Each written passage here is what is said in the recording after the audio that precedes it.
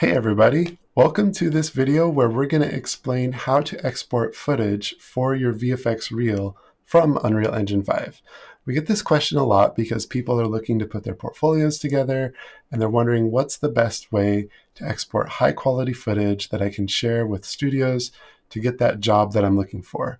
Well, we are going to give you quite a treat today. We've got Omid here. He's an amazing contributor from our community. He's going to go through step by step how to do this. If you want to learn more about all the cool skills to make the effects to go in the portfolio, you can go ahead and check out our website, vfxapprentice.com. We've got everything you need from zero to hero, total beginner to fully ready for a job, and even beyond. So if you're already working in the industry and you want to master your skills even further, we've got content for you as well. So that's worth checking out. There's a link in the description to get into our free content. There's lots to digest there, so go ahead and have fun.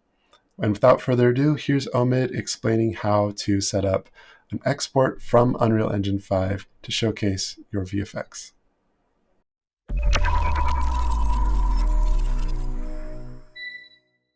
Hey folks, today I'm going to show you how to export a video of your effects from Unreal Engine. We're going to use the video editing software DaVinci Resolve for the final step of this. You can download it for free if you want to follow along from home. You don't need to pay for this. You can do everything we're doing with the free version right here. Together, we're going to go over all of the project setup required to do this from scratch, and when you're done, you'll have something like this. A sequence that you can scrub through, showing your effect. That's also really useful to use when developing the effect. The ability to render that sequence out to a PNG sequence, which ends up looking a little like this. And then a way to turn that PNG sequence into an example movie that you can use to share your work or upload to social media. All right, so let's get to it. I'm going to do this entirely from scratch, so I'm going to create a new level. And let's go from there. So first things first, let's make a effect for ourselves. So I'm going to make a new folder. This will be the export video demo. And in it, let's create a Niagara system. I'm going to use just their default emitter for this. So we'll use the trusty fountain you saw earlier. Call this my VFX. And drag that straight into the level. So voila. Okay, we're halfway there. Just to make this slightly more interesting, I'm going to add some lights to the scene. So I'm going to do that through the light mixer. And we're going to add an atmospheric, a height fog, skylight to give us a nice sky atmosphere. There. Okay, sweet.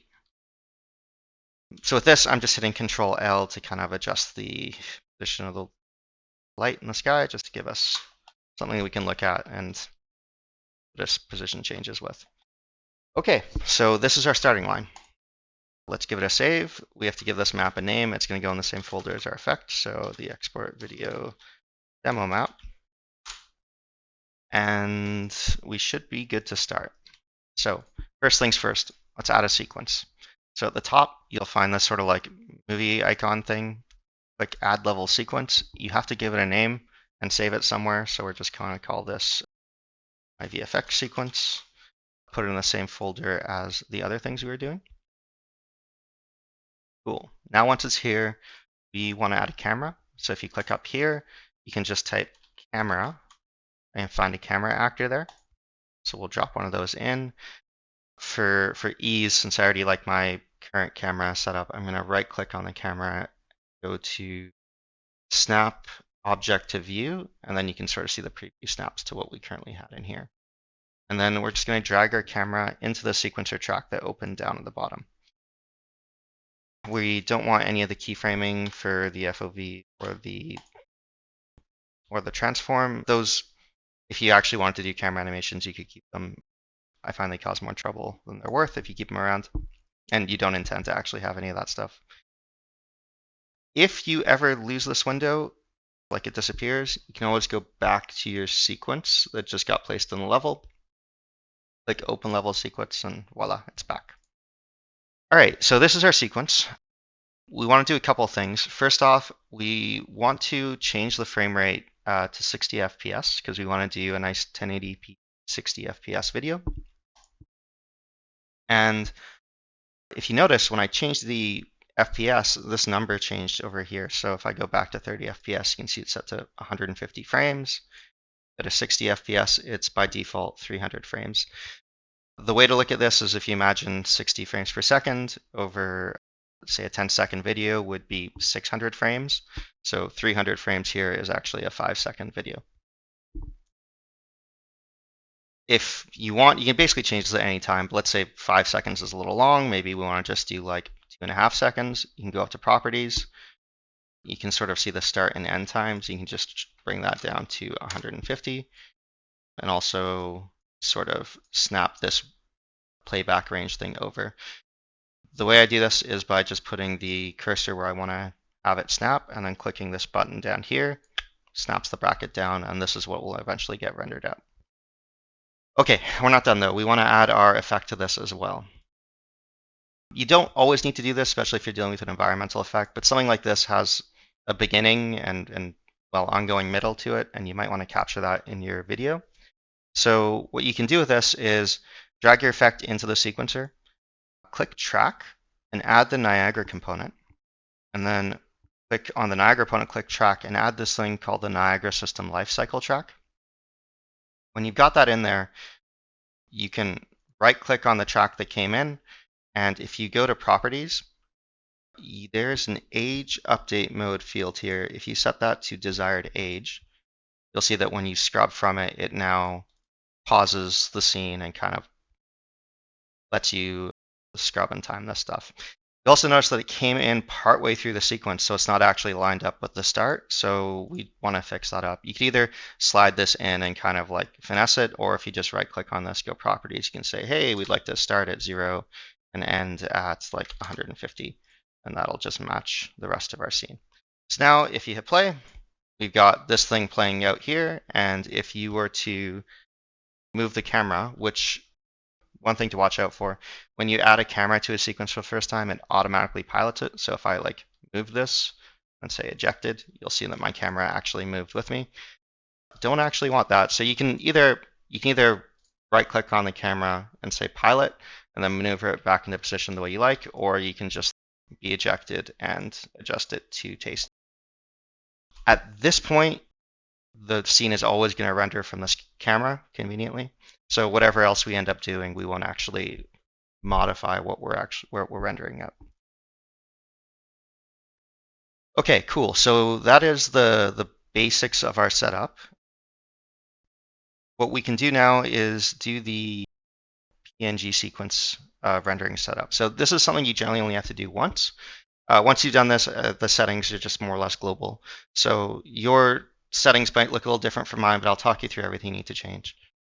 First off, this is by default set to video sequence AVI. You want to change that down to an image sequence. So this is going to give us a nice sequence of high quality PNGs that we can turn into any format we want. On top of that, the output directory by default is going to be this video captures directory. I like to use this, but what I do instead is I change the file format. This by default might just say something like frame or world. I change it to be like world and then / PNG / and then the frame in curly braces. And this will just sort of give us a nice folder structure. The world in this case is going to be the name of our map, which helps a lot for organizational purposes if you have a whole lot of projects and they're all rendering to different sequences. On top of that, you will need to expand the advanced category and tick overwrite existing. This is very helpful and very important.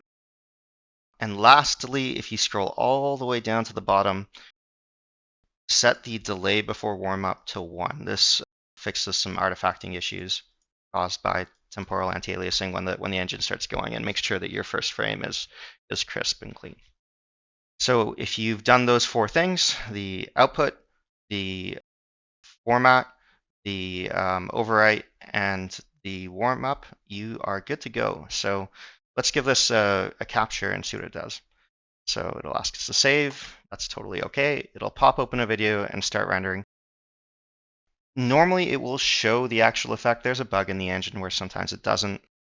This preview is not actually what's getting rendered. The things that's getting rendered is correct, and your version of the engine may just work properly here. In this case right now, mine isn't. So let's go take a look at what we rendered. I'm gonna pull over here. This is my default directory for the project. If you go to saved, you go to video captures, and you'll see the export video demo map that we just created.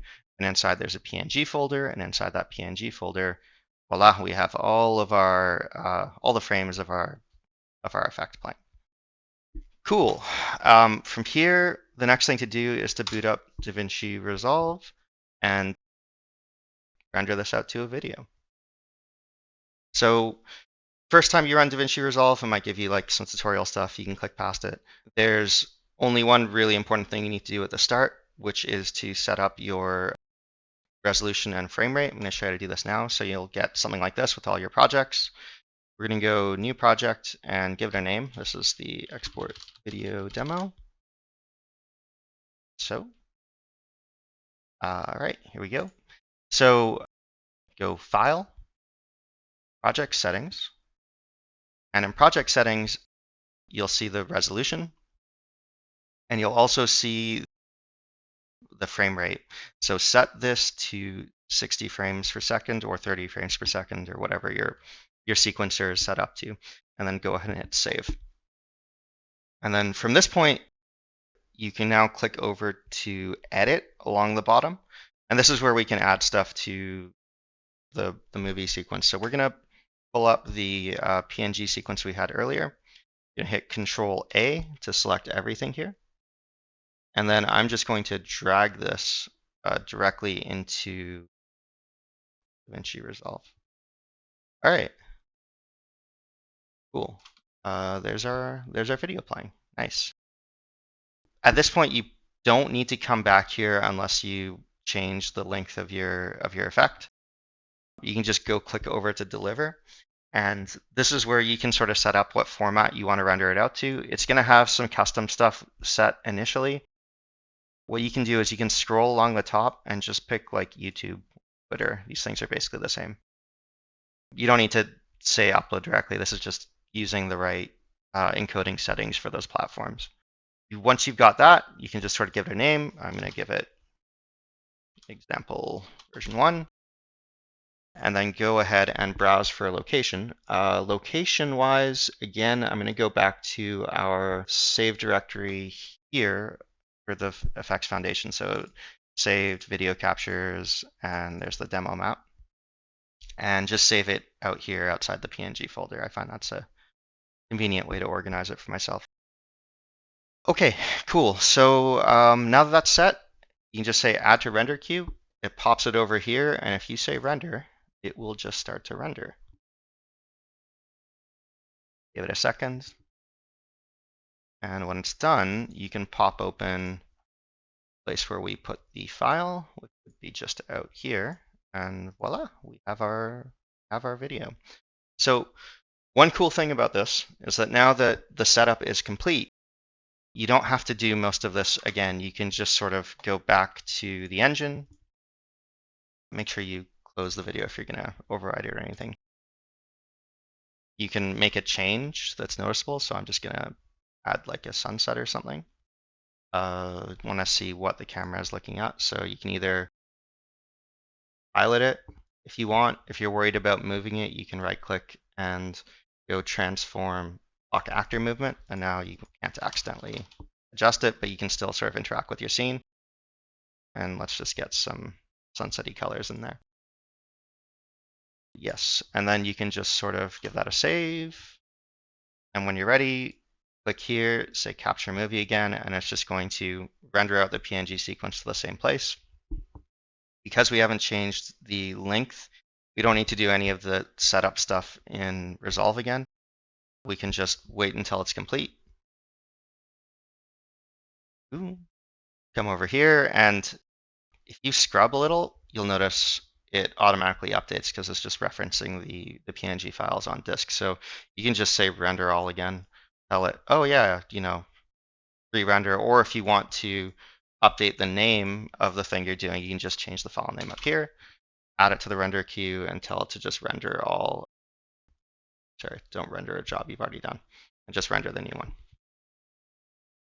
And when you're done, you pop back over, and there's our sunset effect example. Lastly, I want to talk about a couple of extra things with regards to workflow and general scene tidiness now that we're all set up. Just going to pop out of the camera here. One thing we would probably like to do is be able to see our effect from the perspective of the camera without rendering a PNG sequence and without any of these little things in the way. And if you were to just go ahead and hit play, you would notice that you get the perspective the editor viewport camera is at instead of the effect from the camera that we set up.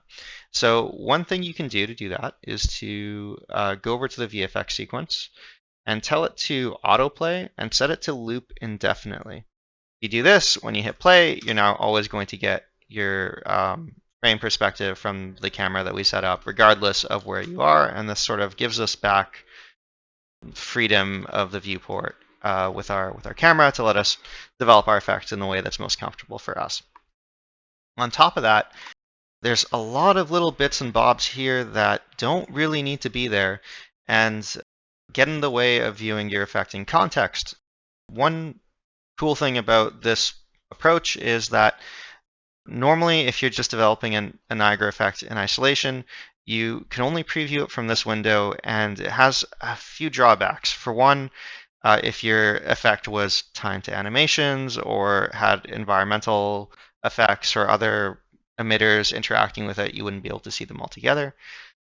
And the other one is that this doesn't necessarily account for all the same post-process effects that you would have in this scene. So the colors you might be tuning in here won't be exactly the colors that you would get in the viewport and get out of your final render.